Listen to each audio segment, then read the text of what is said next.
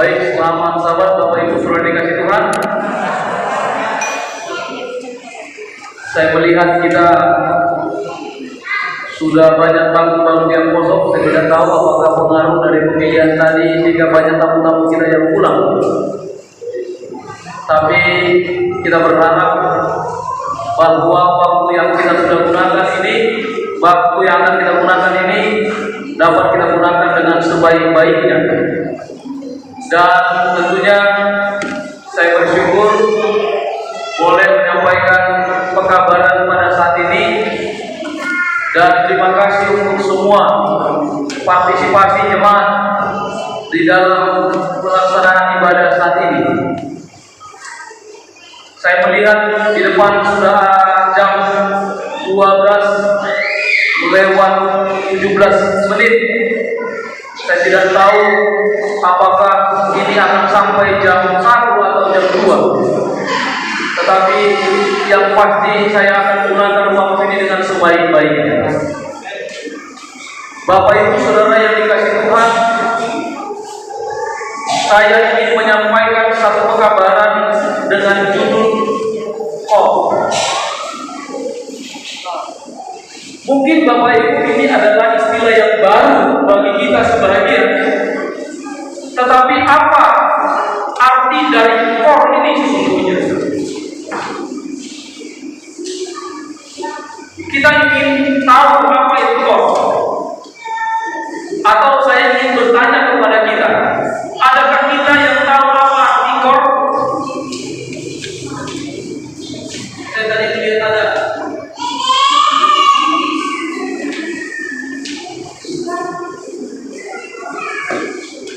Apa itu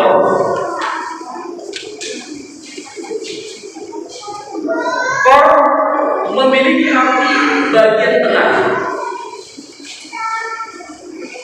Kor memiliki arti hati. Kor memiliki arti fundamen. Kor juga memiliki arti essence. Kor juga memiliki arti intisari.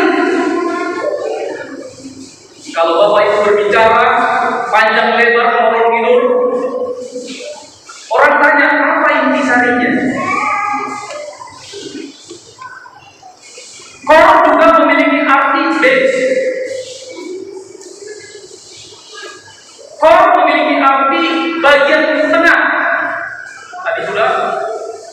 Kor memiliki pati. Jadi kalau Bapak Ibu memeras santan yang pertama itu patinya. Kor memiliki arti inti.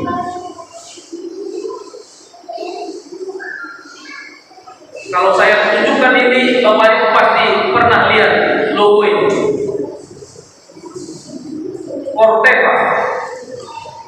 Corteva ini adalah satu perusahaan yang bergerak di dalam agrobisnis, dan ia bekerja sama dengan DuPont.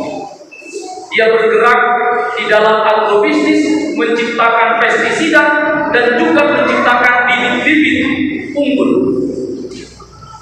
Kemudian kenapa namanya Corteva atau Corp? Pemikirannya adalah PT Dow, tidak PT Dow di sini ya. PT Dow ini mengembangkan dan memajukan dunia pertanian dengan berbekal keberadaan global, ilmu pengetahuan yang mendalam dan sumber daya yang beragam. Perusahaan ini menggunakan kata kop. Dia mau menyampaikan bahwa segala kesejahteraan hidup manusia berada pada pusat bumi.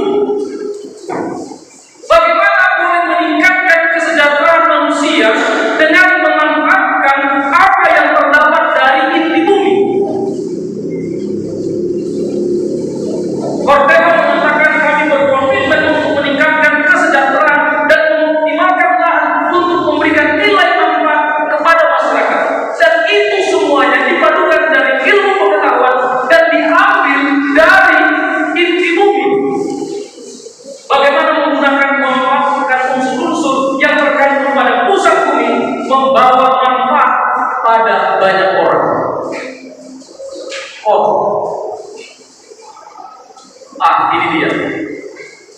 Saya kira bagi Andre, bagi Saudara Roy, bukanlah hal yang baru, dan sebagian orang bukan hal yang baru kalau dikatakan komputer ini menggunakan Intel prosesor, Intel i3, Intel i5, Intel i7. Apa maksudnya ini? Ini adalah jenis prosesor komputer yang telah disediakan oleh perusahaan Intel untuk membantu kinerja perangkat komputer. Jadi di dalam komputer ada otak yang ditanamkan satu prosesor yang dapat mengolah data untuk mengoperasikan komputer. Jadi itu adalah bagian yang penting di dalam sebuah komputer. Jadi core itu diperlukan untuk memproses sebuah komputer atau prosesor yang digunakan untuk mengolah, mengoperasikan satu komputer. Ini saya tidak tahu anak-anak ini sedang tunduk mendengar atau sedang memain Mobile Legends. Perhatikan ini.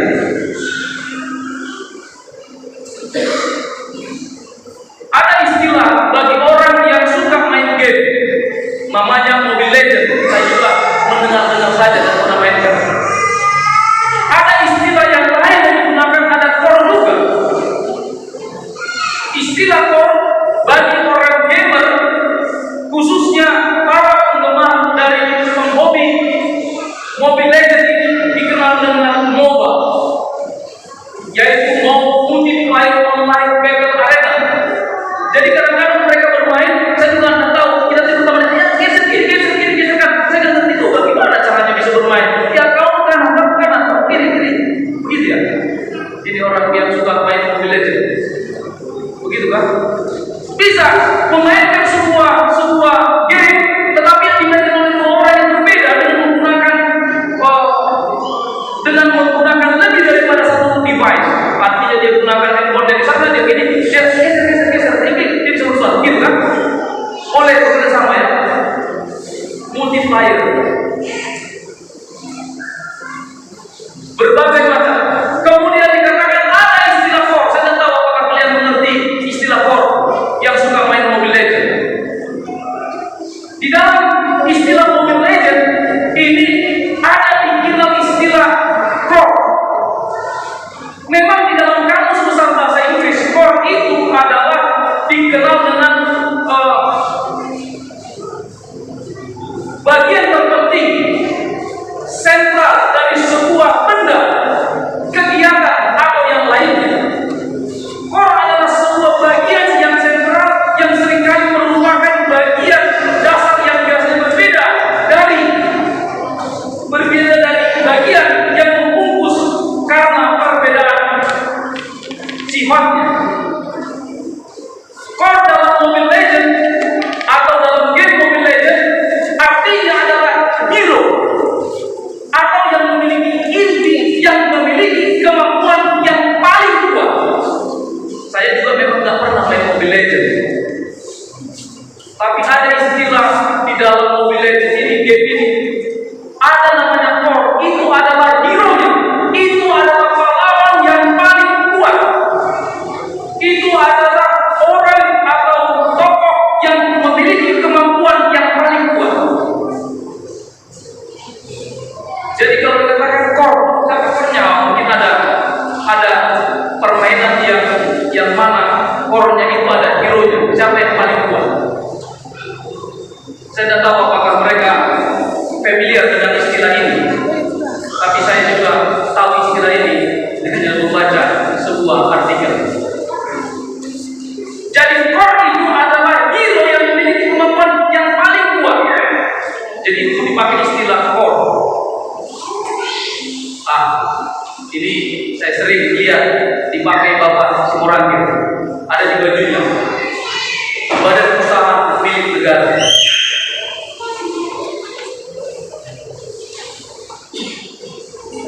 Ada dibuat di sana nilai-nilai utama core value. Saya pernah baca ketika saya masuk ke Bank BRI yang ada di Amplas, ada di sana tulisan atau gambar dari Menteri Badan Usaha milik negara. Kohir. Saya baca itu apa namanya front reklame itu. Saya baca ada ada istilah saya coba baca maksudnya ini kemudian dibuat surat edarannya, dibagi kepada direksi daripada badan usaha. Ada dikatakan nilai utama core values sumber daya manusia badan usaha milik negara. Saya tidak mau jabarkan apa itu core values semuanya, tapi secara singkat saya katakan core value dari badan usaha negara ini perlu dikatakan ada amanah, bertanggung jawab dengan tugas yang diberikan, kompeten, selalu berjuang untuk mengusahakan akan tanggung jawab yang diberikan, kerjasama harmonis, kemudian loyal, adaptif, kolaboratif, dapat bekerja sama. Jadi ada nilai-nilai core value, nilai-nilai terdalam, nilai-nilai inti dari pekerjaan itu disebutkan ada lebih kurang 6 core value inti daripada perusahaan itu digerakkan. Jangan sampai melewatkan daripada apa yang terpenting di dalam nilai-nilai itu. Nilai-nilai yang menjadi pusat inti daripada pekerjaan usaha itu. Boleh saja mencari untung, tetapi jangan lupa untuk melakukan core value. Nilai-nilai yang terkandung di dalamnya, nilai-nilai utama yang berada pada titik tengah, titik pusat daripada perusahaan itu bekerja. Saudaraku yang dikasih Tuhan, saya tertarik dengan istilah ini. Kemudian saya ingin, kalau badan usaha katakan core value-nya, nilai-nilai utama dalam menjalankan usaha itu bukan hanya sekedar profit, tetapi ada pekerjaan amanah, kompeten, harmonis, loyal, adaptif, dan kolaboratif. Lalu yang menjadi pertanyaan bagi kita adalah, what's the advantage of? Apa nilai-nilai inti daripada kehidupan kita beragama? Apa nilai inti esensinya daripada kita terus hidup beragama, bergereja, beribadah? Apa esensinya? Apa intinya? Apa intinya? Apa intisarinya dari semuanya ini?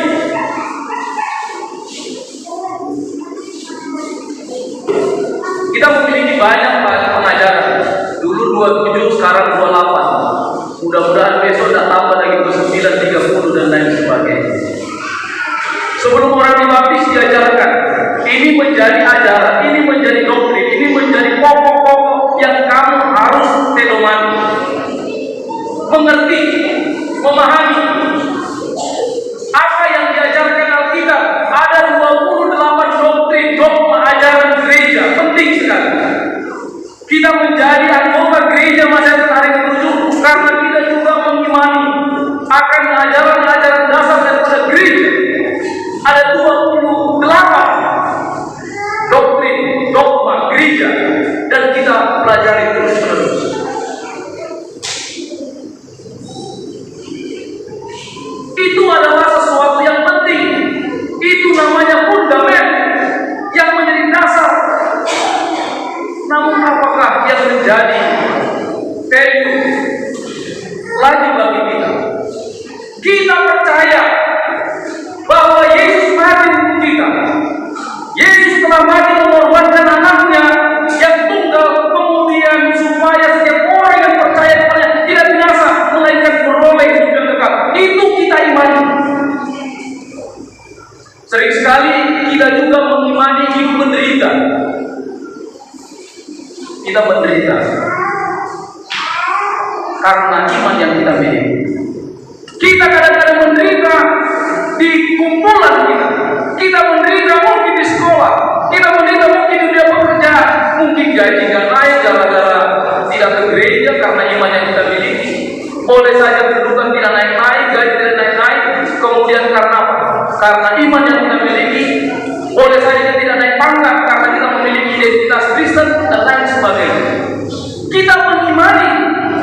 penting. Penting.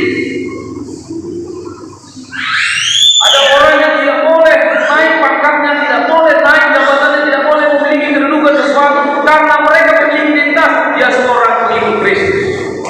Ya boleh saja di lembaga, di pemerintahan itu menjadi sebuah ujian. Dan iman itu penting. Iman itu penting. Kemudian gereja umat ini juga memiliki pengharapan kepada kedatangan Yesus yang kedua kali. Gereja ini bertumbuh, gereja ini ada, lembaga-lembaga didirikan karena kerinduan kepada kedatangan Yesus yang kedua kali. Lalu apakah yang menjadi inti daripada gereja atau core daripada gereja kita? Sekalipun ini semuanya penting, saudaraku yang dikasih Tuhan, di dalam tulisan Pembina Keluarga Bahagia halaman 313, baik yang pertama, saya ingin bacakan kepada kita. Sebuah gambaran yang memberikan mengenai keadaan dunia sudah ditunjukkan kepada saya. Akhlak yang rusak telah merajalela di mana-mana. Percabulan ialah dosa yang keras pada zaman ini. Belum pernah ada percabulan yang menjijikkan muncul kepalanya ke depan sebenarnya sekarang ini. Seolah-olah orang mempunyai perasaan mati saja sehingga kaum mencinta kebajikan dan kebaikan sejadi sudah hampir kecewa karena keberanian, kekuatan dan merajalela kejahatan. Dosa kejahatan bukan hanya merajalela di kalangan orang-orang beriman, bahkan juga di kalangan para pemolok sendiri. Cobalah renungkan keadaan sekarang ini sebagaimana yang sebenarnya. Banyak pria dan wanita yang menyebut dirinya penganut agama Kristus sedang tersesat. Bahkan ada juga yang menyebut dirinya menantikan kedatangan Kristus tidak lebih bersedia untuk menghadapi peristiwa itu daripada setan sendiri.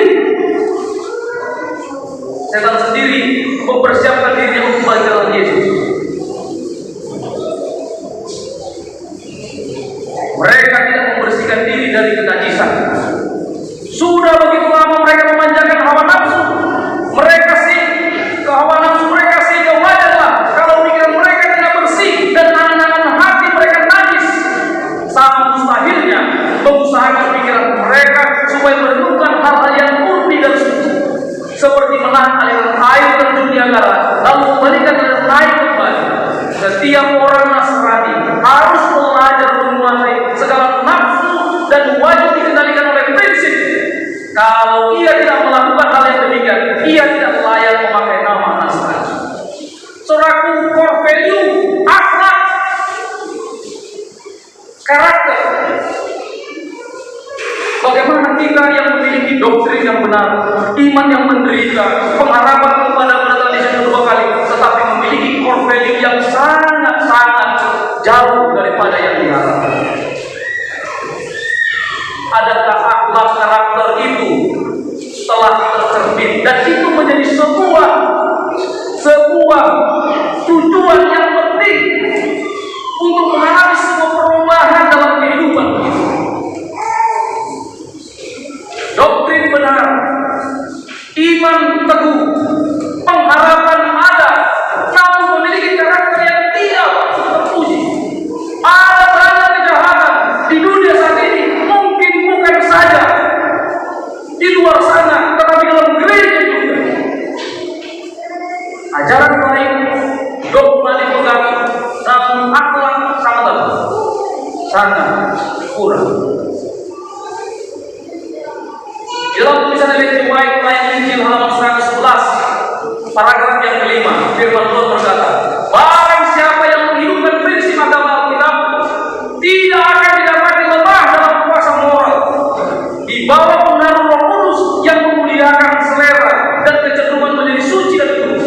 Tidak ada yang begitu kuat berpegang pada kasih sayang, tidak ada yang menjangkau ke bawah begitu penuh kepada motif-motif perbuatan yang terdalam, tidak ada yang mengeluarkan suatu pengaruh kuat terhadap kehidupan dan memberi begitu besar keteguhan dan kestabilan kepada tabiat seperti agama Kristus.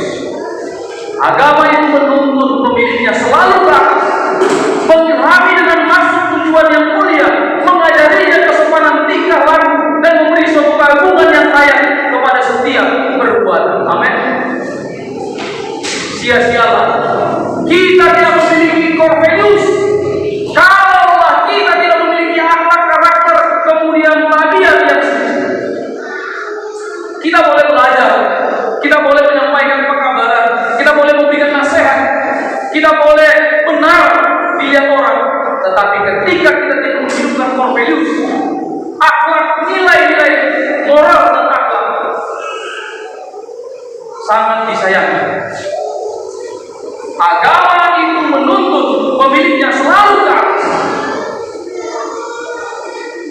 Bapak Ibu Saudara yang dikasihi Tuhan, kita perlu mengerti esensi daripada kita bergereja. Kita perlu mengetahui bagaimana core apa yang menjadi ini. Kita sampaikan kebenaran, tetapi sesungguhnya kita tidak menghidupkan kebenaran itu.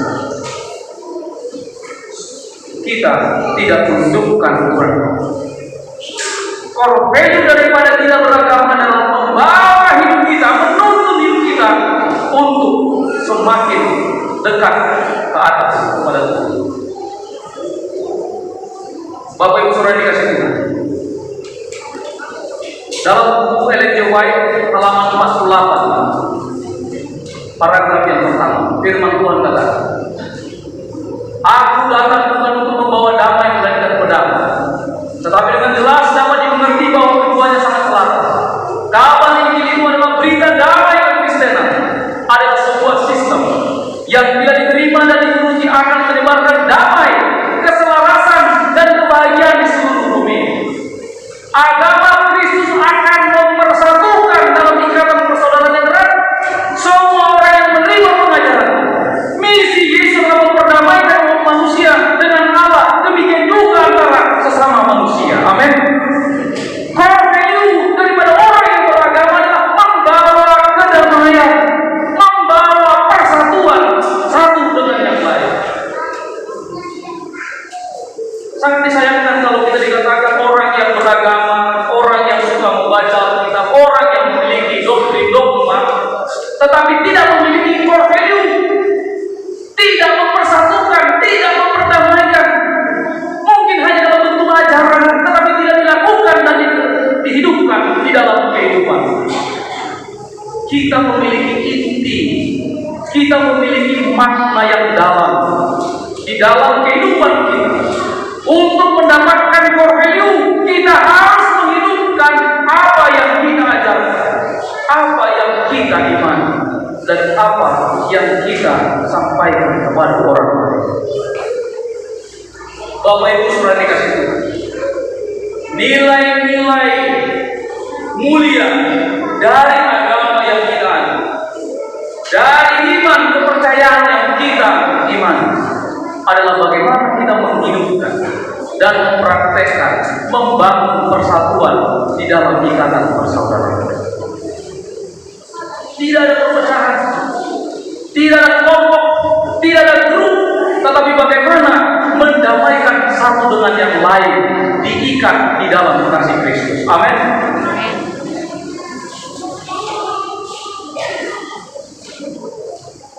Ayat yang terakhir, apa yang kita sudah baca, apa yang dibacakan oleh Bapak Esteban. Demikianlah tinggal ketiga hal ini: iman, pengharapan dan kasih. Dan yang paling besar di antaranya ialah kasih. Satu pelajaran yang sering kita pelajari, satu pelajaran yang sangat indah untuk diulang, tetapi satu topik yang juga jarang kita lakukan dan mungkin sering kita lupa. Topik kasih di mana-mana sangat sering dibicarakan, sangat mudah dan sangat enak untuk didengar. Tetapi bila mana berhubungan dengan pribadi, bila mana berhubungan dengan kepentingan, bila mana berhubungan dengan kehidupan, pelajaran ini, topik